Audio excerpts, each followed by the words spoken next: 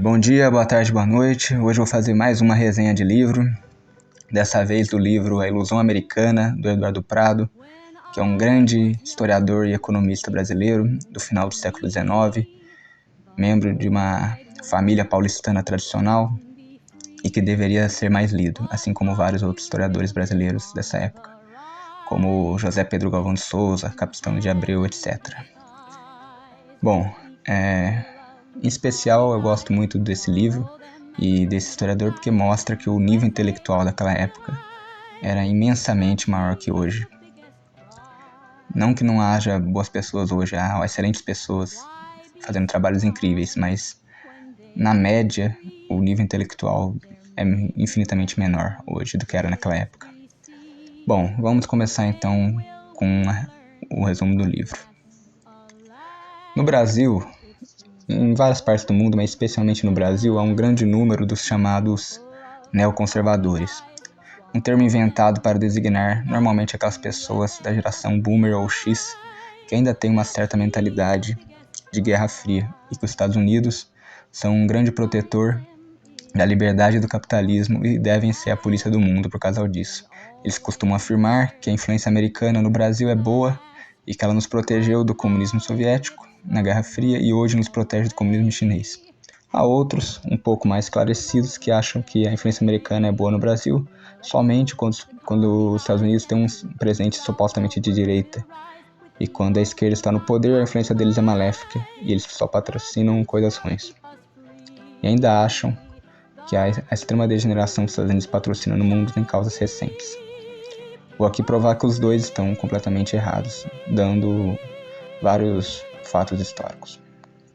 Bom, os Estados Unidos eles já nasceram de modo errado, já que eles já nasceram como uma república proclamada por maçons, iluministas, e toda a autonomia local que as 13 colônias tinham foi sendo destruída aos poucos. Por exemplo, logo depois da independência, os americanos passaram a pagar 3 vezes mais impostos do que pagavam para a coroa britânica.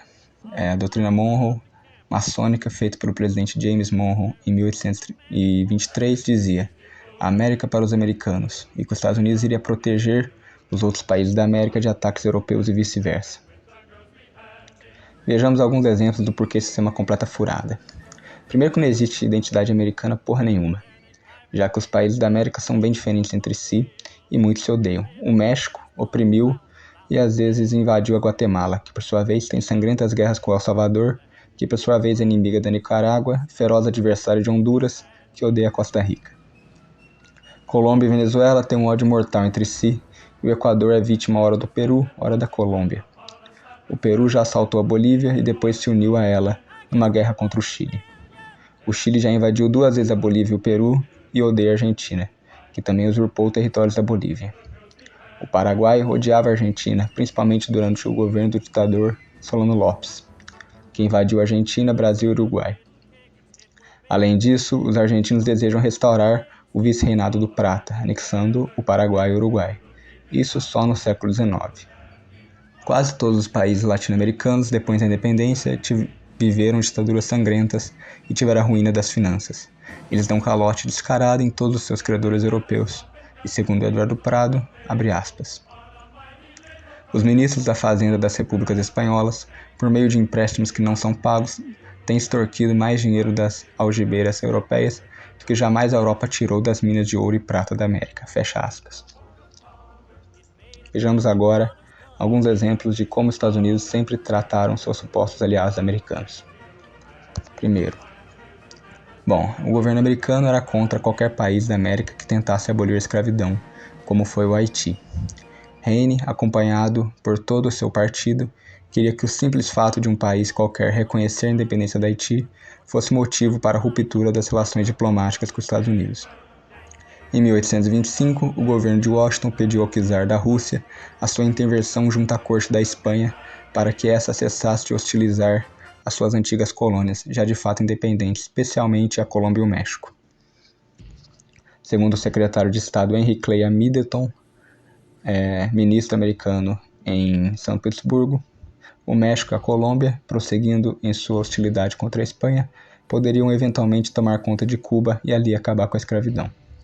Henry Clay mandou também pedir ao México e à Colômbia que adiassem a sua expedição libertadora de Cuba, e Middleton recebeu ordem para insistir junto ao czar, chefe da Santa Aliança, porque os Estados Unidos faziam questão dele impedir a independência de Cuba. México e Colômbia lembraram os Estados Unidos do compromisso deles com a doutrina Monroe, que obviamente não foi atendido. Em 1831, os argentinos tinham uma colônia nas Ilhas Malvinas.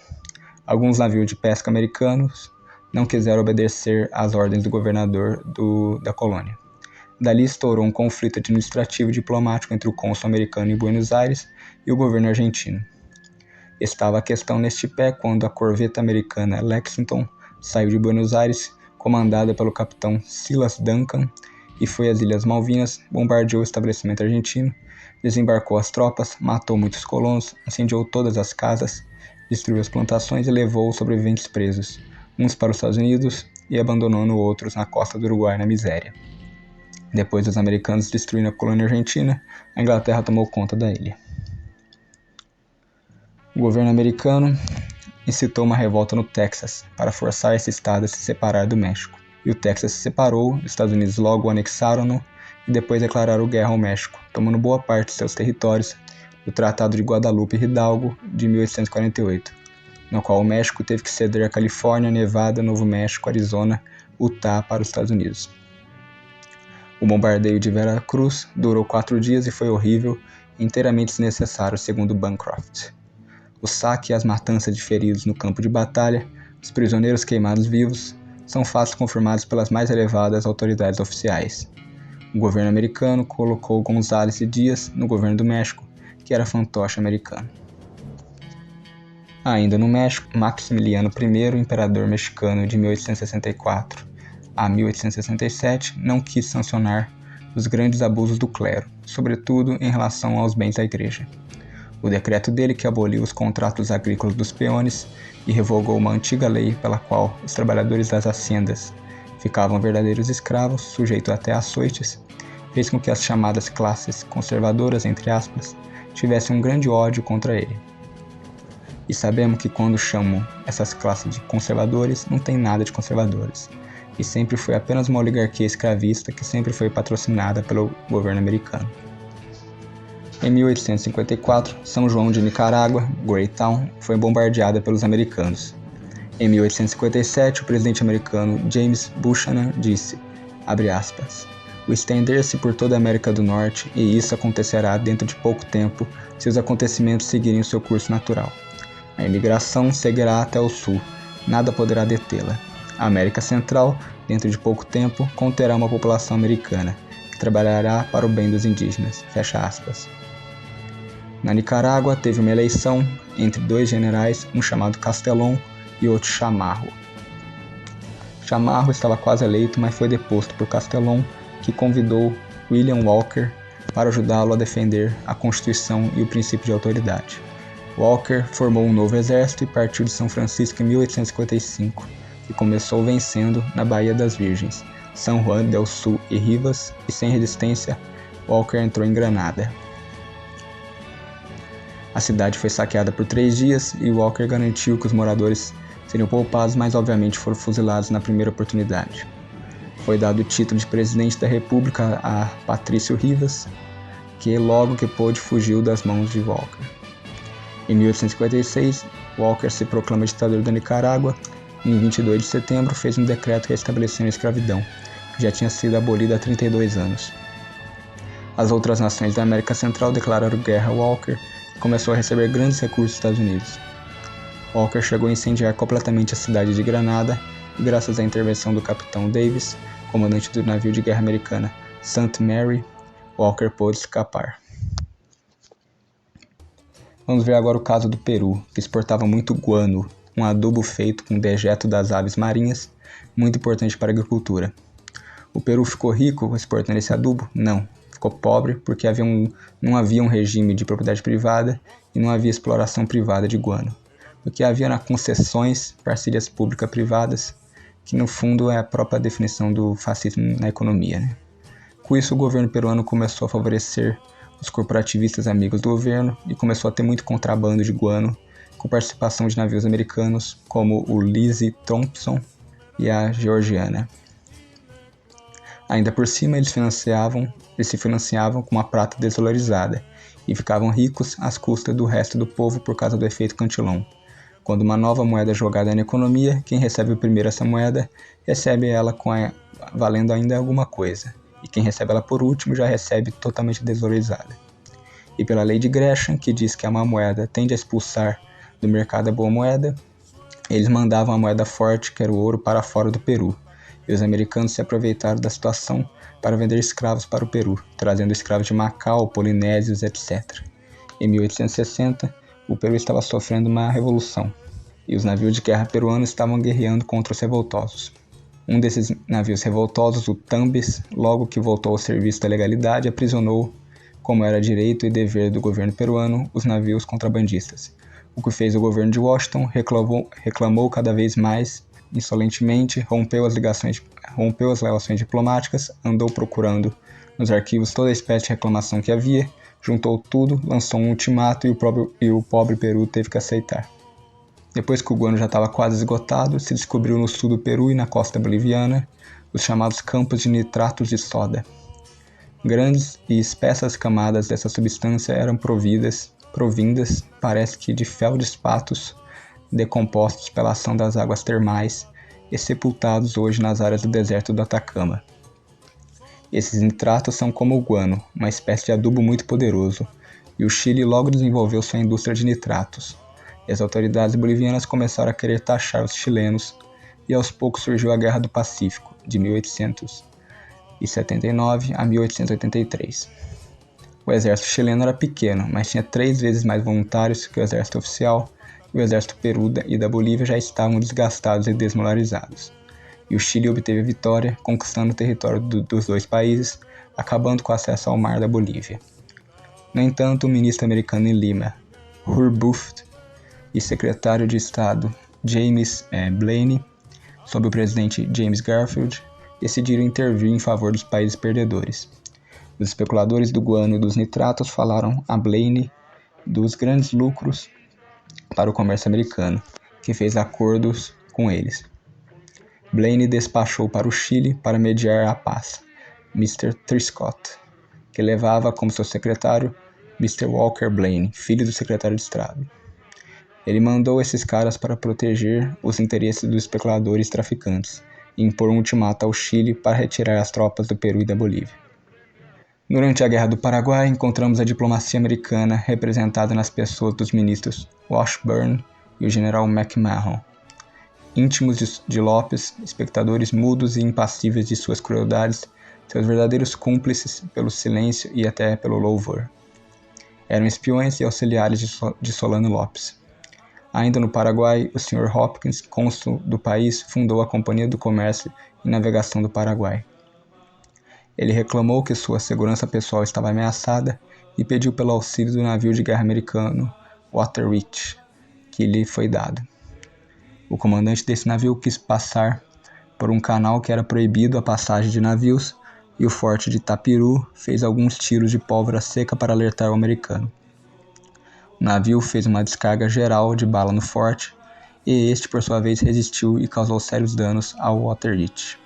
O governo americano então mandou 20 navios e 2.000 homens para o Paraguai para exigir $1 milhão do pobre país. Em 1888, a esquadra italiana ameaçou os portos da Colômbia e do Equador, exigindo violentamente indenizações e satisfações. O que os Estados Unidos fizeram para supostamente proteger seus aliados latino-americanos? Nada. No Panamá, os americanos invadiram e começaram atirando nos cidadãos panamenhos. Os panamenhos então resistiram, os americanos chamavam eles de terroristas, tomaram o país e construíram o canal. No Brasil, o Visconde de Abaeté teve notícia de que se tramava em Nova York uma expedição de filibusteiros contra o Pará e o Amazonas e, se a legação brasileira em Washington não contrariasse ativamente a conspiração, talvez chegasse a se reproduzir no Vale do Amazonas um novo atentado igual ao da expedição do pirata Walker na América Central. Em seguida, a exploração feita no Grande Rio pelo tenente Herndon da Marinha Americana começou a agitação americana a propósito do Amazonas. Foram despachados agentes diplomáticos para o Peru e para a Bolívia, com o fim de levantarem os governos daqueles países contra o Brasil e Deus aconselhara a pedir auxílio dos Estados Unidos. Preparava-se evidentemente uma invasão armada do Amazonas, quando o ministro do Brasil, em Washington, interpelou numa nota positiva ao governo americano, perguntando-lhe se seria permitida tal pirataria. O governo do Brasil não diminuiu a sua vigilância e denunciou mais de uma conspiração planejada por Matthew Fontaine Maury, oficial da Marinha Americana e funcionário público, e por seus companheiros. Uma vez aparelhada uma expedição e só à última hora foi detida em Sandy Hook, na saída do porto de New York. O general Grant, num discurso pronunciado em 1873, numa recepção ao general mexicano Porfirio Díaz, chegou a dizer que os Estados Unidos necessitavam de 3 causas somente para intervir, porque o resto tudo tinham ao seu país. As 3 causas eram café, borracha e açúcar. Mas não pense que a intervenção americana no século XIX é apenas na América. Na Guerra da China, em 1859, uma esquadra americana neutra, pois a expedição contra a China era anglo-francesa, estava ancorada no Peiro, quando, a 25 de junho daquele ano, houve combate entre os beligerantes. Do nada, os navios neutros americanos, sob o comando do Comodoro Tatnall, romperam o fogo contra os chineses. O Congresso votou uma lei proibindo a entrada de chineses nos Estados Unidos. Os Estados Unidos são o maior contrabandista de ópio na China. Em 1828, o governo chinês expediu um decreto oficial contra as fraudes norte-americanas. James Whitney fala que em 1861, 2 navios e 4 lanchas americanas fizeram levantar carta de um canal. Os chineses resistiram, então os americanos destruíram 5 fortes chineses, matando 250 pessoas. Por fim, em 1889, quando Blaine volta ao governo dos Estados Unidos, ele propôs 3 coisas: a adoção do arbitramento obrigatório para a solução dos conflitos internacionais, a celebração de tratados com o governo de Washington, estabelecendo uma parcial ou total e recíproca isenção de direitos de importação entre o país contratante e os Estados Unidos, o estudo de um caminho de ferro dos Estados Unidos à Patagônia, ligando entre si as repúblicas americanas. A primeira questão, quase todas as repúblicas concordaram, exceto o governo chileno. El Salvador, Guatemala, Haiti e São Domingos assinaram a obrigação de recorrer ao arbitramento, mas poucos meses depois houve uma guerra mortífera entre El Salvador e Guatemala e as tropas de São Domingo e Haiti. E o que fez os Estados Unidos? Nada. A República do Brasil, recém-criada, foi a primeira que cedeu aos desejos dos Estados Unidos, assinando um tratado de reciprocidade comercial, o Tratado Blaine-Salvador. Foi oferecido ao Brasil a isenção de direitos de importação sobre o café brasileiro e sobre alguns tipos de açúcar, sendo que o café brasileiro não pagava direito aos Estados Unidos desde 1873. E os açúcares de Porto Rico e Cuba tinham livre entrada nos Estados Unidos, e assim desapareceu a única vantagem que o Brasil poderia ter nesse tratado. E ainda o Brasil República concedeu isenção de direitos às farinhas de trigo nos Estados Unidos e a outros produtos americanos, e para todos os outros, introduziu uma redução de 25% nas tarifas da alfândega. Isso tudo causou um grande dano nas indústrias brasileiras. No entanto, felizmente, o Tratado de Blaine-Salvador durou somente 4 anos. Esses são só alguns exemplos da ação maldita dos Estados Unidos na América Latina e no mundo, muitos dos quais apenas no século XIX, quando os Estados Unidos ainda eram relativamente fracos geopoliticamente. A coisa vai piorar muito no século XX, com a criação principalmente do Federal Reserve, Banco Central Americano, em 1913, onde os banqueiros centrais financiaram a queda dos últimos impérios de verdade na Europa, o Império Alemão, Russo, Austro-Húngaro e Otomano, na Primeira Guerra Mundial, e espalharam as mazelas da democracia liberal na Europa. Desde então, os Estados Unidos possuem supremacia no mundo, invadem quando quiserem, alegando combater o comunismo, o terrorismo, seja lá o que for. E todo mundo já deve saber dos exemplos mais recentes, como a Guerra do Vietnã, Guerra da Coreia, Líbano, Iraque, Afeganistão, etc. Todos esses exemplos se encontram num livro, A Ilusão Americana, de Eduardo Prado, o qual é um grande historiador brasileiro que todos, especialmente aqueles que se dizem católicos, conservadores, devem ler, porque ele mostra como a intelectualidade brasileira era de um nível altíssimo nessa época e como o conhecimento econômico era infinitamente maior naquela época do que é hoje. A postura correta geopolítica brasileira e latina é ser totalmente anti-americana, anti-chinesa, anti-russa, sermos independentes e soberanos, de preferência com um programa nuclear para podermos negociar com qualquer um e termos soberania. Nota-se que em nenhum momento eu falei do povo americano em si, que com certeza tem suas virtudes e erros como qualquer outro povo do mundo. Podemos livremente negociar com cidadãos americanos, chineses, russos, etc. Mas a verdade é que os Estados Unidos, como nação, são os piores bandidos da Terra e o imperialismo deles é o pior do mundo. Por causa que ainda tem gente que acha que eles ainda fazem ou espalham o bem pro mundo.